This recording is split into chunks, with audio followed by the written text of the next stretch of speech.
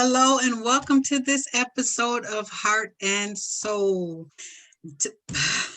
I'm going to keep going because I'm just going to cut that out. Hello and welcome to this episode of Heart and Soul. My name is Marla Wall. With me today is Alyssa Fleming. Hey, Alyssa. We also have Pamdora Dillard. Hey, Pam. Hello. So we are excited about this episode. Pam is joining us today. We're going to be talking about the highs and lows of being an empty nester. And so we're just going to jump right in here. We're excited about this session and we're going to have some good discussion and we're just going to hop right in there. So Pamdora, and actually it's funny because as I process it, I got ready to say, have I ever been an empty nester? And the reality is I have not yet. But anyway, at some point in time, am I looking forward to it? Just a tad bit. But anyway, we'll just go on. Pamdora, you are with us this evening, and I just want to share a little bit of information about Pam. Pamdora works on the Healing Springs team.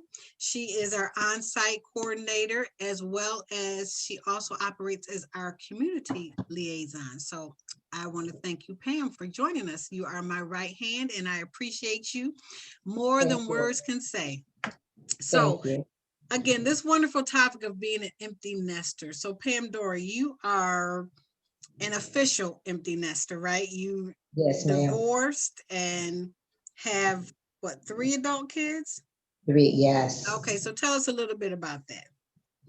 On the adult children or just me being empty nest now? Yes, whatever you want to say. My empty nest, it lasted, well, I really don't know how to put it. My first 2 oldest one, they died first. And then my baby was the last one to leave. She stayed with me longer. Okay. So when she got 30, she left me.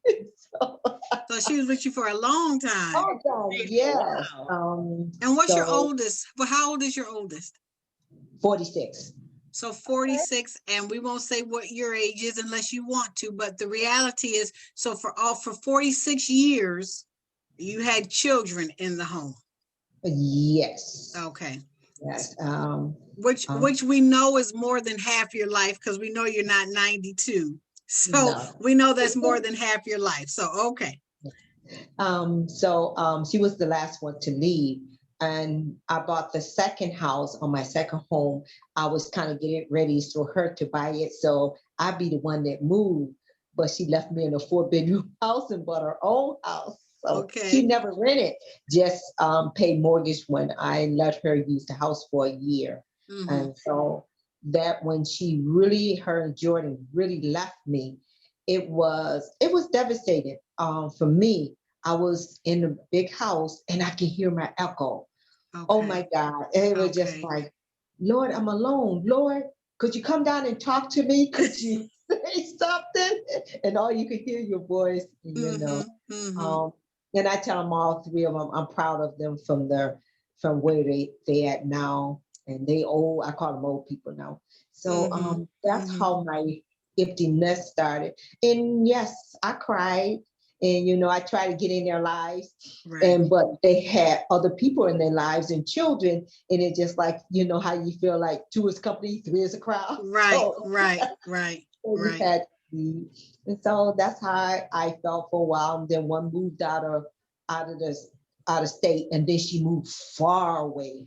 Okay. And so living in Arizona now. And then my son came back to Rochester. So, that's how it is. And now that everybody, the grandchildren are older too. And with the grandbabies, it still feel that you empty nest because they have family. Okay. And you can go on holidays and different things like that. But it do. And they treat you like they're the parent now. Okay, so all right, so that's funny. We'll get to that in a moment. But one of the things I really want to hit on is that you said, you felt, and I'm not sure if you use the word, but very alone. And so stepping into this place of of having an empty nest. Now you're in this big 4-bedroom home by yourself. So you experienced a deep void in your life at that time. Yes, ma'am, because there was no one to talk to. That's why I Okay. said I felt alone, because there was no husband and there was no children. So it was Okay. just me, Just myself you. and I. So Mm-hmm. that's exactly how I felt.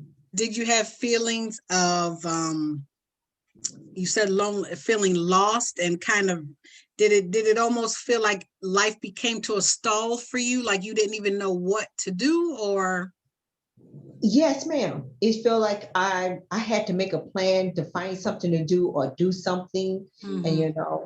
and then working in the 12-hour shift. My weekends, I try to plan the weekend to have off. I try to plan something to have to do, and then the weekend I'm working, they already done did their fun things, and so Mm-hmm. now, it's just Mm-hmm. like it was kind of sad and was lonely. Mom, can you take this weekend off? No, I can't, because this is my weekend. I lose money on this one. And so, yes, it just, to me at that time, it was very sad. Okay.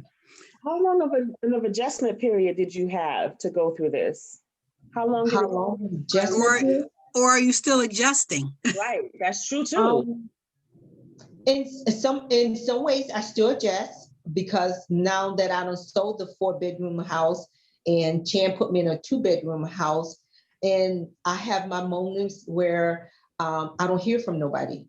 And then if I call them, or that they not available because they were other friends and they doing their own things, and I said, okay, I couldn't get on. I'll be trying with the older grandchildren, try to get them to spend the weekend with me, and and so that sometime if I let it get to my head, then I go through that depression part. Nobody cares about me, but that's it. And so I kind of like find things to do now since I don't retire, because retirement came in between there. Mm-hmm. So Oh wow, okay. Right. Emptiness and retirement. Ooh, that's a big yes, ma'am. change. A big change. So Mm-hmm. if things change in my life, I embrace the change, because that's a part of my life now. So Right. So you had role changes in your life. You had yes, role changes because as a parent, right, there's so much responsibility and so much of ourselves that we're giving to not just one child, but if you have 2 or 3 or 4 children, and their personalities and challenges and things that they're involved in or whatever. So you've given so much of yourself to your children these years. It's almost like you have to find yourself again. Now you have to find out, those things that you enjoyed before you even had children, right? And so we kind of set those things aside and say, well, I have these responsibilities now. It's no longer about me. It's all about them. And now it's back at a place where it's about you, but you've had 46 years plus of giving yourself, and now it is a transitional time, and it just like you said, sometimes you're still adjusting at times where yes. it's coming back to, okay, who am I, who is Pamdora, period, outside of the role of mom or grandma. And now that's identifying that new role that you're in as being an empty nester, or just simply Pamdora. What is it that you like? What, do you know those things that you like to do, that you enjoy, that maybe you did prior to having children, that you ever think about those things? Well, prior to, I was a teenager when I had my first baby. So Okay. I didn't get a chance to live a single life. Got And it. then when the empty nest came and the single life, and I said, so what y'all everybody do when they single? And that was kind of hard, because and at 17 here you with a child, Right. and so you became a mother then. So I had my son with me, and my oldest daughter with me longer, and then my baby came, and then they moved, and then now I just got one child, with a grandbaby in the house. Mm-hmm. And, so it was kind of hard. Mm-hmm. And I kind of got lost a little bit. And, and my children said, well, mom, you can come over, because they were selling. And then I felt like I was putting pressure on them because I was, I was having that, let's say, that adult tantrum because everybody was gone. That's a good one. And then I tried to, like, everybody need to come over here on Sunday for dinner. After church, dinner. But mom, we got this to do. We got this. And everybody never make it. So I just threw up my hand and said, you know what, y'all do your thing. And then I start putting things in place, what I need to do, how I need to do. And then when they said, mom, you coming over? No, we got church, we got service, we got this play going on. I started finding those things to do. And then I almost got married back in 2008, 5 or somewhere in there. And then but I wasn't ready for that. So it was just like, okay. And then now I'm just being me. And then retirement came in there because I got tired of the 12 hours because I wasn't having fun. Right. And you said something, and then Alyssa, I'm gonna let you jump in. Pam, you said something, and which was so key. You said you were basically a child when you had children, starting at teenage. So you never really got an opportunity to really find yourself fully as who you are before you began to have to love and care for and have responsibility for children. I am also like that, having my first at 19 and then having 2 additionals as they got older, and then having now, let's see, Brittany had gotten to be about 17 or something, and Sydney was like 14. Then we had, I remarried and we had 2 children. So I too have been a parent since 19. I've been caring for children since that time. So you'll have to let me know some of the challenges, because I can't wait until I become. But you got your husband, and see, where I don't have a husband is different. You have someone to pillow talk at night, and me and God talk, but I be waiting for him to hear his voice. And I go to sleep. I'm like, God, you tell me what I'm gonna do the next day. So it is different when you when you by yourself and when you have a spouse. It's totally different. Right. Alyssa, you want to jump in before I keep going? Yeah. I'm sorry. I think I just messed up my screen, but you guys can still see me, right? Yes. Okay. So I was listening to Pam. Pam, you touched on some stuff because I was reading up on empty nesting, and they were saying that some of they call it a syndrome, actually. And I was just like, oh my gosh, I didn't even know that this was an issue. I mean, I've heard of it, but I didn't know it had gotten to the point where they had a non-clinical diagnosis for it. And you touched on a lot of what they were talking about. And one of the things that they said would be the best way to cope was to create a timeline so that you can get to know you again and enjoy yourself without trying to reacclimate with the family, trying to find ways to bring them back into your life. I thought that was funny because for me, I would be like, Pam, no, it's dinner at my house on Sunday. It's a non-negotiable. Bring your bodies here. I try to pull that card, the mama card. Yeah, but that card. Go ahead, Pamdora. It lasts for a minute because when they come, and it seems like everybody's standing up to eat. And as soon as they drop it down, they hit the door. It doesn't work.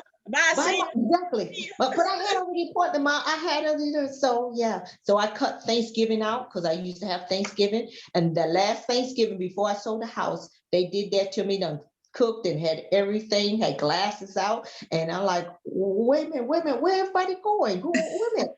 Just 5 minutes left me with sitting at the table and everybody was gone. So I said, no more Thanksgiving. So when they talk about, we're going to do Thanksgiving, I said, what dish you want me to go? They looked at, what? I said, wait a minute, I ain't been spend all my extra money for dinner for y'all to last for 5 minutes and gone and let me know. Right, right. Like, I'll do the 5 minute drive by. I'll bring the food and then I'll leave when I'm ready to go. Exactly. I'm not about to come over here. So listen, let me ask you a question, because one of the things you said, and so I'm curious about that. When you said, they said to create a timeline, what do you mean by creating a timeline? They were saying that one of the things that you're going to have to do is to set goals. So find out what some of the things that you want to do, some of the things that you may like to do. Try it out.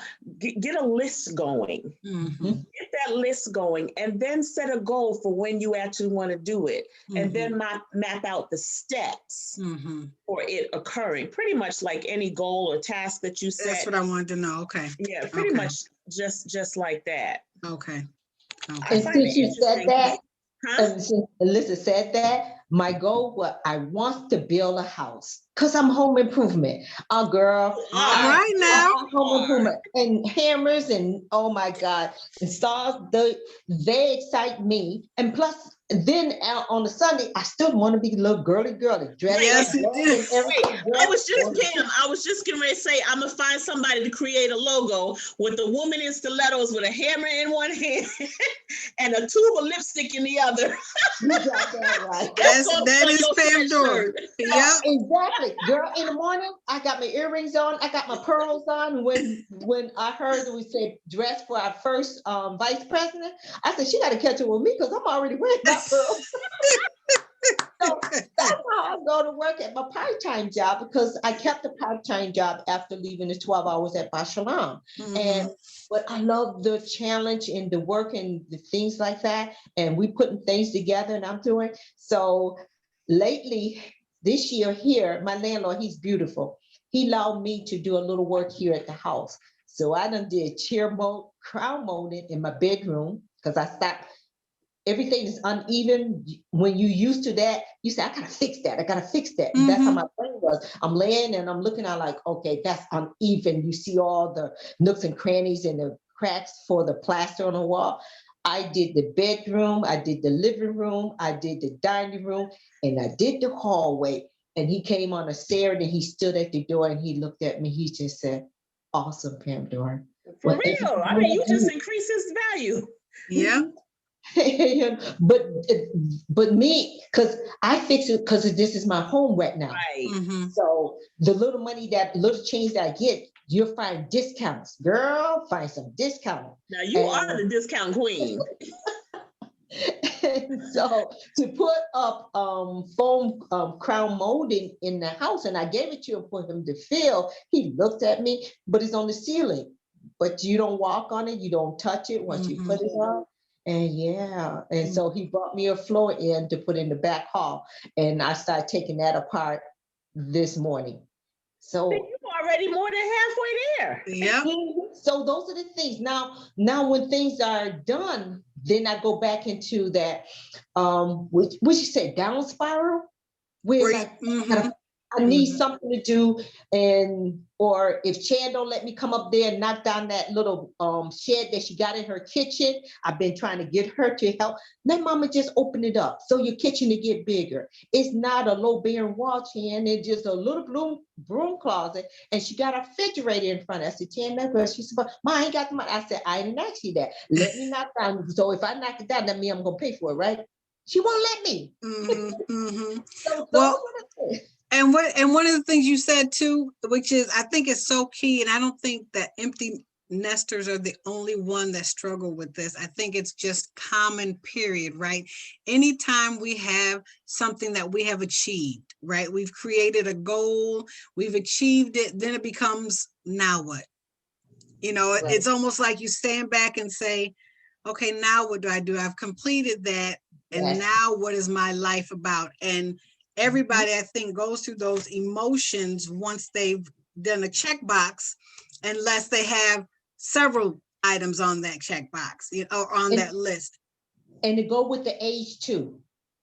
I'm not ashamed of my age. I just turned 65, December 31st. Looking good. Then when you get to 65, that's another change. You say, what's next?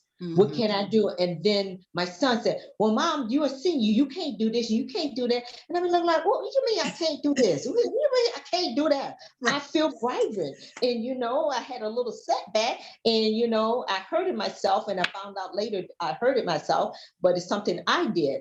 And and they almost put me in the hospital, thought I had a heart attack. Wow. But, you know, but everything came out, kept saying, my doctor said, you one of my healthiest seniors. I said, okay. All right. And went back to the church and was out there shoveling again. Right. So when I have projects like that, I talk to God and I ask him, I said, Lord, show me how to do this. And he give it to me in dreams. You know me in the dreams. He always showed it to me in the dreams, how to do it, how to set myself. Don't do this. And when the Holy Spirit said, if you stretch over this, you're going to hit the floor on that. So don't do it. I said, okay. And then I set me up with my other ladders and I make my own scaffold. And when I turned around, the Holy Spirit said, don't do that. Sit and I come down because I'm by myself and I created my own little things, but I have to talk to God how to work everything out. And my children be saying, Ma, you shouldn't be dead like I'm 90 something years old. Ma, you shouldn't be doing this. You shouldn't be doing that. Well, if I wait on y'all to come, y'all tell me, well, Ma, I'll be there by 6 o'clock and it might be 6 in the morning, but you telling me I got to wait all day for y'all to come. Right. Right. So I'm going to do it. Right. Just go ahead and do it. Well, I love what you shared because you've actually shared some really great tools and I don't think there's a way around it. You know, Pamdora, I think sometimes we want to be able to just fix the situation and not have any more struggles or challenges.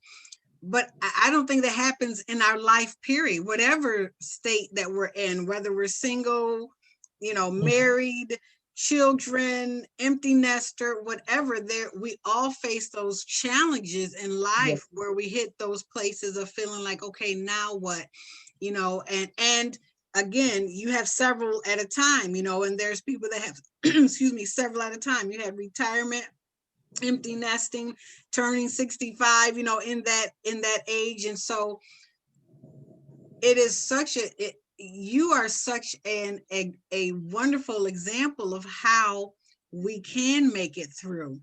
Though you may still be challenged at times, as we all are, you know, we look at you and I see this vibrancy and this joy and this excitement for life and even the future. You know, you're talking about, I want to build, you're 65-year-old beautiful woman by yourself, say, I want to build a house.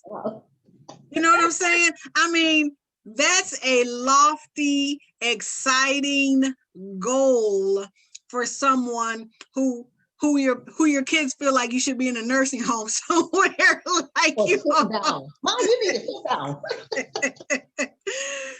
But I love it because you talked about, you know, finding ways to walk this out. You know, you acknowledged I did feel extreme voids and I do sometimes feel loneliness. And what is it that I do? And you're looking at, what do I want to do? I want to build a house. I love building with my hands. You're finding new challenges and things that you enjoy doing, reconnecting with yourself. You know, who is Pamdora? Who did God call Pamdora to be outside of the role of mom? You know, because there's so much in all of us, you know, and I think we put these hats on, and then when those hats are taken off, we don't know what to do because we function so much under that specific role and title versus understanding that first and foremost, we're God's, right? We're his daughters, period. And then he has things that he assigns us to and blessings that he gives us. But I think, you know, even as we talk about the empty nesting syndrome, I think people are just challenged, period, when our roles are changed, when we defined ourselves by those roles, right?